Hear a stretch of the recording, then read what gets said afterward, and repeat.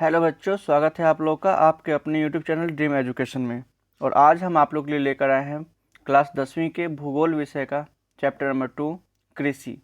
इस चैप्टर के महत्वपूर्ण वस्तुनिष्ठ प्रश्न, इसमें जो भी प्रश्न होंगे काफ़ी महत्वपूर्ण है आपके बोर्ड एग्जाम की दृष्टि से, इसलिए इस वीडियो को पूरा अवश्य देखें। पहला सवाल है, भारत के सकल राष्ट्रीय उत्पादन में कृषि का योगदान कितना प्रतिशत है? तो इसका आंसर हो जाएगा आपका 13.7%। ऑप्शन नंबर ए जो है इसका सही आंसर है, करेक्ट आंसर है। अगला सवाल है क्वेश्चन नंबर 2, कहता है भारत की कितनी प्रतिशत आबादी प्रत्यक्ष या अप्रत्यक्ष रूप से कृषि कार्य में लगी हुई है? तो इसका आंसर है option number B, 53.8%। Next question की तरफ बढ़ते हैं। वर्तमान समय में कुल कृषि भूमि का कितना प्रतिशत भाग प्रति भूमि है? तो इसका आंसर हो जाएगा 5%। इसका भी ऑप्शन नंबर बी हो जाएगा 5%। अगला सवाल है, भारत में कुल भूभाग का कितना प्रतिशत भाग मैदानी है? तो इसका आंसर हो जाएगा ऑप्शन नंबर बी, 43%। जैसा कि आपको पता होगा कि भारत में 43% मैदान है, 27% पठार और 30% पहाड़ी पाया जाता है। इस तरह से भारत का कुल भूभाग पाया जाता है। अगला सवाल है 5 नंबर, भारत में लगभग 2/3 लोगों की जीविका का आधार क्या है? इसका आंसर है कृषि, क्योंकि कृषि कार्य भारत की मुख्य कार्य में से एक है, प्राथमिक कार्य है और भारत की अधिकांश आबादी इसी से अपनी आजीविका प्राप्त करती है। तो इसका आंसर हो जाएगा कृषि। अगला सवाल है, झूम कृषि किस प्रकार की कृषि है? तो इसका उत्तर हो जाएगा ऑप्शन नंबर सी, स्थानांतरी कृषि। यह मुख्यतः पूर्वोत्तर राज्यों में होता है, जहाँ पे एक जंगल के एरिया को साफ करके वहाँ 2 या 3 वर्षों तक कृषि कार्य करके जब उसकी उर्वरता समाप्त हो जाती है तो पुनः नए क्षेत्रों की खोज की जाती है, नए क्षेत्रों को, जंगल को साफ करके वहाँ खेती की जाती है। इस प्रकार की कृषि झूम कृषि या स्थानांतरी कृषि कहलाती है। इसके कारण वन विनाश तेजी से होता है, इस पर अब रोक लग चुका है। ठीक है। अगला प्रश्न है 7 नंबर, भारत के किस राज्य में सोपानी यानी सीढ़ी नुमा खेती प्रचलित है? तो इसका आंसर है उत्तराखंड में। ऑप्शन नंबर डी हो जाएगा इसका आंसर, उत्तराखंड। देखिए, सीढ़ी नुमा खेती मुख्यतः पहाड़ी इलाकों में होता है, जो मुख्यतः पहाड़ी ही है, तो यहाँ पे सबसे ज़्यादा प्रचलित है उत्तराखंड में। अगला सवाल है 8 नंबर, झूम खेती भारत में किस भाग में की जाती है? तो इसका उत्तर हो जाएगा पूर्वोत्तर भाग में। पूर्वोत्तर मतलब हो गया असम, मेघालय, त्रिपुरा, मिजोरम, नागालैंड इत्यादि राज्यों में। अगला क्वेश्चन है 9 नंबर, निम्नलिखित में से कौन सा उस कृषि प्रणाली को दर्शाता है जिसमें एक ही फसल लंबे चौड़े क्षेत्र में उगाई जाती है? इसको कहते हैं हम लोग बागवानी। एक ही फसल लंबे चौड़े क्षेत्र में उगाई जाती है, उसको हम लोग बागवानी कृषि कहते हैं। ठीक है।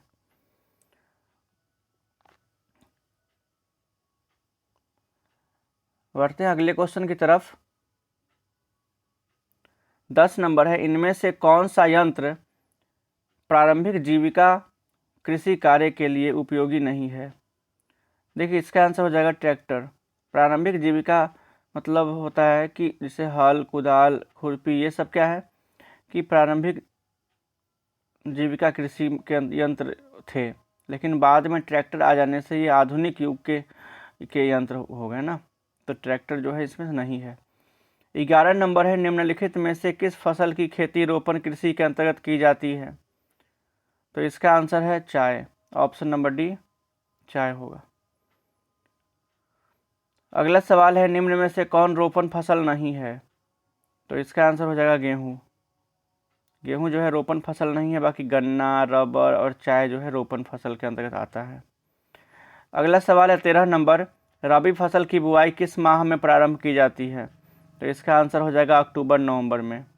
अक्टूबर नवंबर में इसकी बुआई होती है और मार्च अप्रैल तक इसकी कटाई होती है। यह रबी फसल कहलाती है, जो शीत ऋतु में मुख्यतः उगाई जाती है। अगला सवाल है 14 नंबर, जायद फसल का उत्पादन किस मौसम में होता है? तो इसका आंसर हो जाएगा गर्मी की ऋतु में, क्योंकि यह रबी और खरीफ फसल के मध्य के अवधि में बोए जाने वाले फसल है, तो मुख्य रूप से ग्रीष्म ऋतु में ही ये होता है। इसकी अवधि होती है लगभग मार्च से जून के बीच। अगला सवाल है 15 नंबर, निम्नलिखित में खरीफ फसल कौन सा है? देखिए ऑप्शन गेहूं, सरसों, चावल, मटर। देखिए गेहूं, सरसों और चावल जो है मुख्यतः सर्दी के ऋतु में होता है हम लोग के यहाँ, तो ये रबी फसल के अंतर्गत है। और खरीफ फसल है चावल, जो ग्रीष्म और वर्षा ऋतु में होता है, तो खरीफ फसल है चावल। ठीक है। अगला सवाल है निम्नलिखित में कौन रबी फसल है? तो इसका आंसर हो जाएगा चना, क्योंकि चना जो है रबी फसल है, जो गेहूं के सीजन में ही ये भी बोया जाता है। इसका भी अवधि अक्टूबर से फरवरी मार्च होता है। तो बच गया कपास, चावल और मोटे अनाज, ये सभी जो है खरीफ फसल के उदाहरण हैं। अगला प्रश्न है निम्न में से कौन खरीफ फसल है? तो इसका आंसर हो जाएगा इनमें से सभी। देखिए ऑप्शन आप देख सकते हैं, पहला ऑप्शन है चावल जो खरीफ है, कपास भी खरीफ है और मक्का भी, तो इनमें से सभी इसका सही आंसर होगा। अगला सवाल है 18 नंबर, निम्नलिखित में से कौन रबी फसल है? देखिए रबी फसल इसमें ढूंढना होगा, जैसे गेहूं है, देखिए गेहूं जो है रबी फसल है। बाकी ज्वार, धान और जूट जो है, जूट जिसको हम लोग पटुआ कहते हैं, जिससे रस्सी या बोरा इत्यादि बनता है, तो ये सब क्या है खरीफ फसल है, और गेहूं जो है रबी फसल है। अगला सवाल है 19 नंबर, निम्न में से कौन रोपण फसल नहीं है? यानी रोपण फसल जो नहीं है वो, तो इसका आंसर हो जाएगा धान। रबर जो है रोपण फसल है, गन्ना रोपण फसल है, चाय रोपण फसल है, लेकिन धान जो है नहीं है। आप लोग कंफ्यूज मत होइएगा, धान हम लोग कहते हैं कि धान रोपा जाता है, परंतु रोपण फसल के अंतर्गत धान नहीं आता है। धान जो है उसे देश के बड़े भागों में क्या होता है कि उसको बुआई भी की जाती है। ठीक है, तो ये रोपण फसल के अंतर्गत नहीं है। अगला है भारत की प्रमुख खाद्यान्न फसल कौन सी है? देखिए खाद्यान्न फसल की जहाँ तक बात की जाए तो धान है, क्योंकि भारत के में मुख्यतः चावल जो है वो खाने के रूप में इस्तेमाल होता है, मुख्य रूप से चावल होता है। ठीक है। अगला है चावल क्या है? माने चावल है एक खरीफ फसल, ऑप्शन नंबर ए इसका आंसर हो जाएगा। अगले सवाल की तरफ बढ़ते हैं, भारत में धान की खेती सबसे अधिक कहाँ होती है? देखिए सबसे अधिक अगर कहीं धान की खेती होती है तो वह राज्य है हमारा पश्चिम बंगाल। पश्चिम बंगाल में सबसे ज़्यादा धान की खेती होती है। ठीक है। अगला सवाल है किस राज्य में धान के सिंचित क्षेत्र अधिक मिलते हैं? सिंचित क्षेत्र का मतलब जहाँ धान की खेती सिंचाई पर आधारित होती है, तो वह राज्य है तमिलनाडु। ऑप्शन नंबर बी है तमिलनाडु। अगला क्वेश्चन है गेहूं फसल है, तो इसका आंसर हो जाएगा रबी। गेहूं एक रबी फसल है। इनमें कौन गेहूं का प्रमुख उत्पादक नहीं है? देखिए तो इसका उत्तर हो जाएगा, देखिए प्रमुख उत्पादक कौन कौन सा है, वो भी गेहूं का, तो उत्तर प्रदेश है, मध्य प्रदेश है, राजस्थान है, बट तमिलनाडु जो है गेहूं का प्रमुख उत्पादक स्थल नहीं है। यहाँ धान की खेती मुख्य रूप से होती है। अगला क्वेश्चन है 26 नंबर, गेहूं के उत्पादन में भारत का विश्व में कौन सा स्थान है?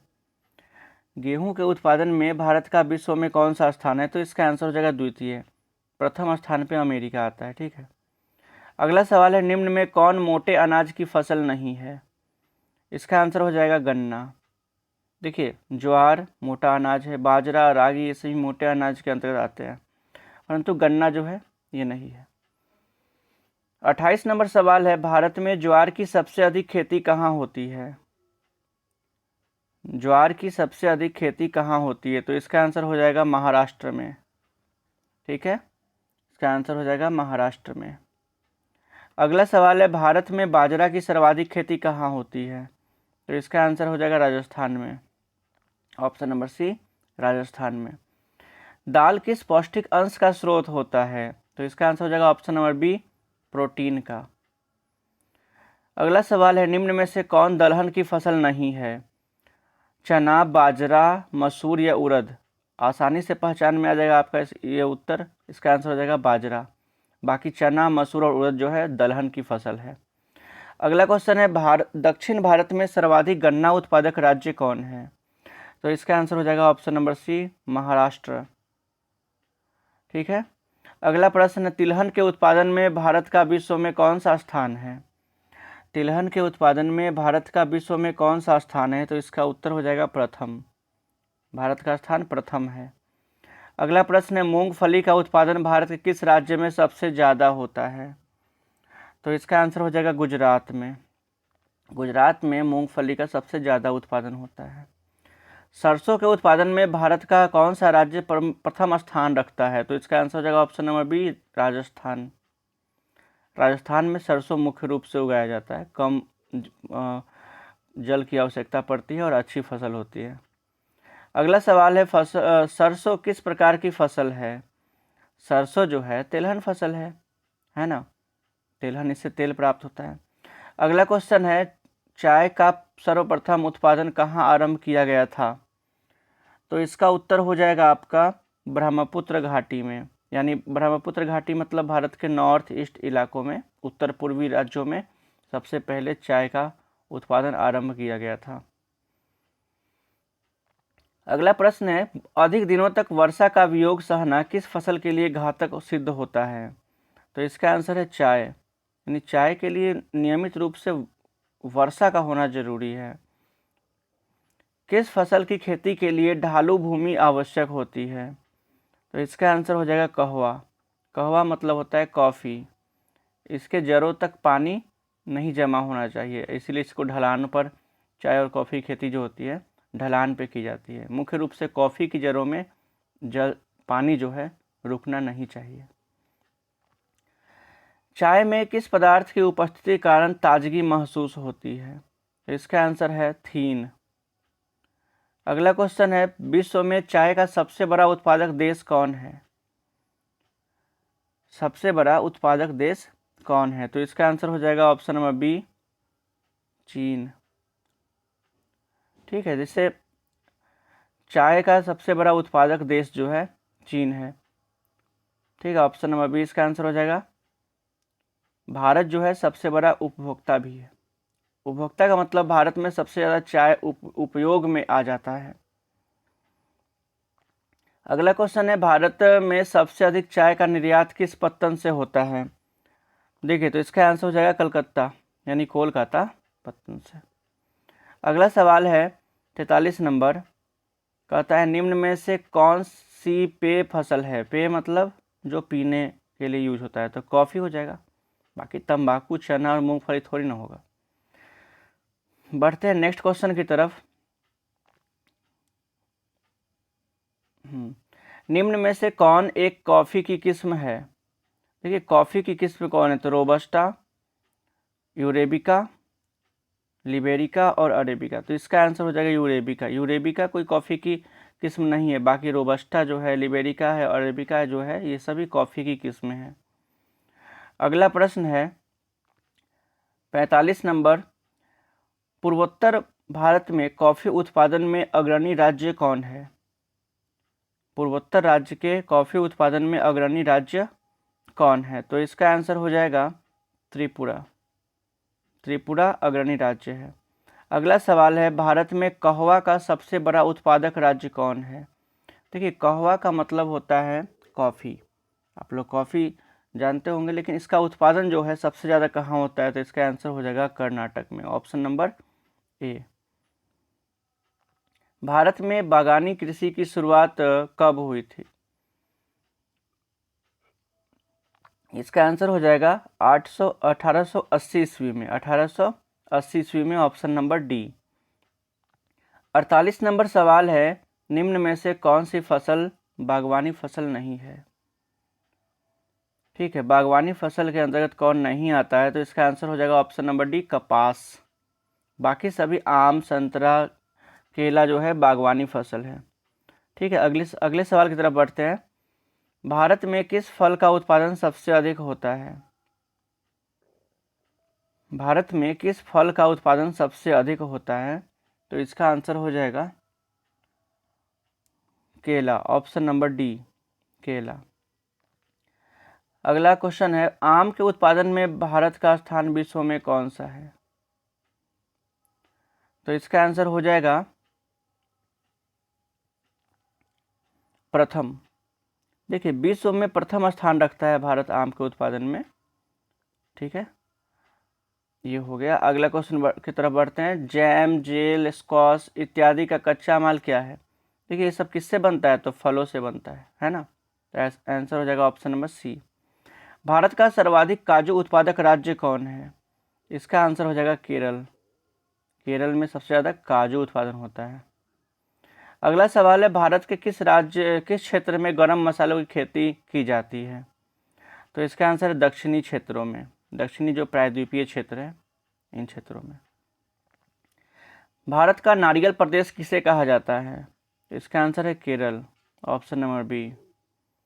इनमें कौन सी फसल रेशेदार है? ये रेशेदार फसल जूट है। ठीक है, ऑप्शन नंबर ए जूट। इनमें कौन सा फसल रेशेदार नहीं है?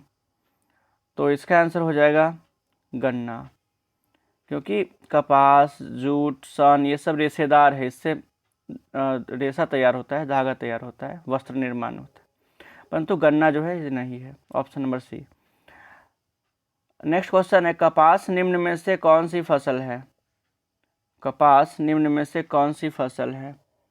तो इसका आंसर हो जाएगा खरीफ। खरीफ फसल है। ठीक है, नेक्स्ट क्वेश्चन की तरफ बढ़ते हैं। कपास का मूल स्थान किस देश को माना जाता है? इसका आंसर हो जाएगा भारत। यानी कपास भारत का ही मूल उत्पादन है या फसल है। कपास की खेती के लिए कौन सी मिट्टी सर्वाधिक उपयुक्त होती है? कपास की खेती के लिए कौन सी मिट्टी सर्वाधिक उपयुक्त होती है? तो ऑप्शन नंबर सी है काली मिट्टी। अगला प्रश्न है, कपास के उत्पादन के लिए कितने दिन पाला रहित होने चाहिए? तो इसका आंसर हो जाएगा 210 दिन, ऑप्शन नंबर ए 210 दिन।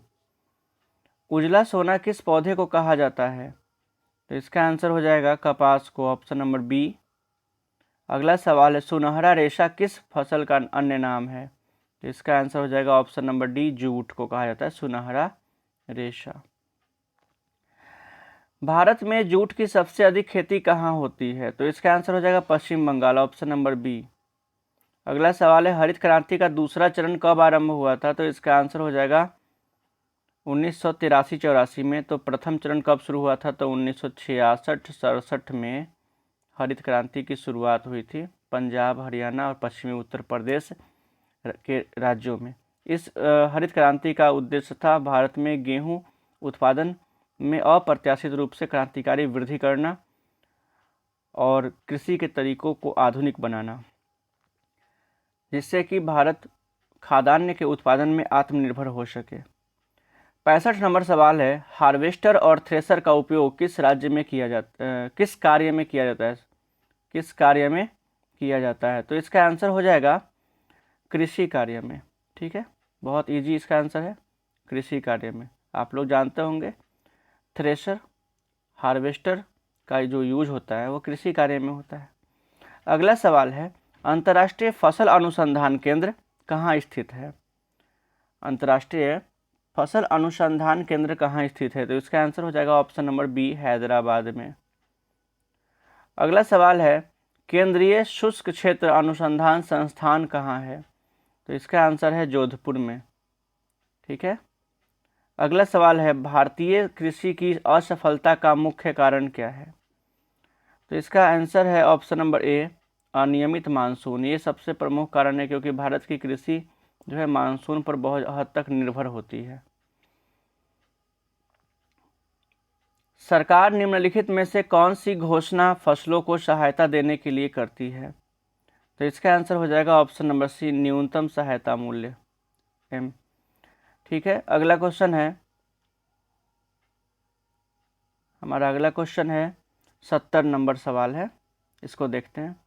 दुग्धोत्पादन में विश्व में भारत का कौन सा स्थान है? दुग्ध उत्पादन में भारत का स्थान प्रथम है। ठीक है, अगला क्वेश्चन है, ऑपरेशन फ्लड से क्या तात्पर्य है? इसका आंसर है डेयरी विकास। ऑपरेशन फ्लड माने श्वेत क्रांति होता है, दुग्ध उत्पादन से संबंधित ये क्रांति है। देखिए लिखा भी हुआ है। नेक्स्ट क्वेश्चन, ऑपरेशन फ्लड का दूसरा नाम क्या है? तो इसका आंसर है श्वेत क्रांति, ऑप्शन नंबर सी। दुग्ध उत्पादन से संबंधित ऑपरेशन फ्लड 2 नामक योजना कब प्रारंभ की गई? तो इसका आंसर हो जाएगा 1981 में। इस तरह से इस चैप्टर के सभी क्वेश्चन कंप्लीट हो गए। अगर आपको ये वीडियो अच्छा लगता है, आपको लगता है कि मैट्रिक एग्ज़ाम के लिए यूजफुल है, तो निश्चित रूप से इसे शेयर, सब्सक्राइब और लाइक ज़रूर करें। और सभी चैप्टर के ऑब्जेक्टिव पाने के लिए इसे सब्सक्राइब करके ऑल ज़रूर सेलेक्ट कर ले, जिससे कि आपको नोटिफिकेशन मिलता रहे। और आगे आने वाले समय में मॉडल सेट ये सभी फुल प्रैक्टिस इस पर कराया जाएगा। धन्यवाद।